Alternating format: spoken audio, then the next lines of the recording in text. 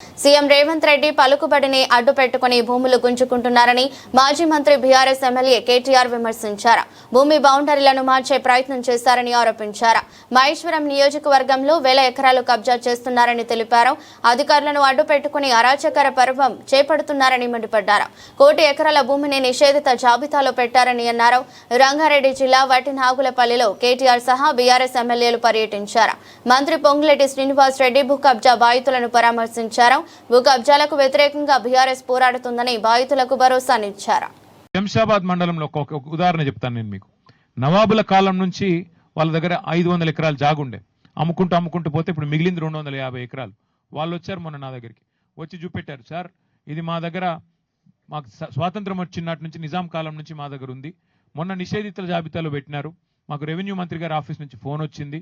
ఏందయ్యా అంటే, రెవెన్యూ మంత్రి గారు బెదిరిస్తున్నారు సార్, ఎకరానికి 2 కోట్ల రూపాయలు డబ్బులన్నా ఇవ్వాలంట, 250 ఎకరాలకి అంటే 500 కోట్లు ఇవ్వాలంట, లేదంటే జాగానన్నా రాసియాలన్నట సార్, ఒక 100 ఎకరాలు జాగా రాసియాలన్నట.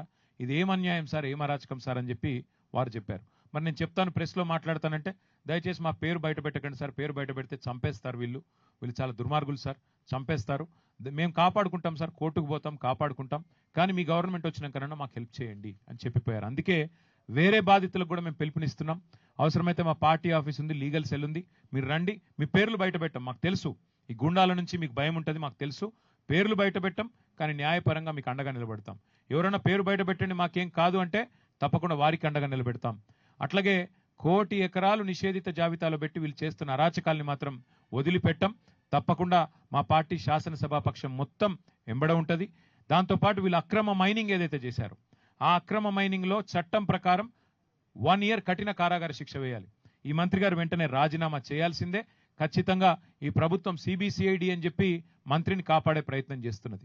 నేను మా నాయకుడు కౌశిక్ రెడ్డి గారిని, మా సోదరుడు ఏం అనలేదు నిజానికి, ఆయన కేవలం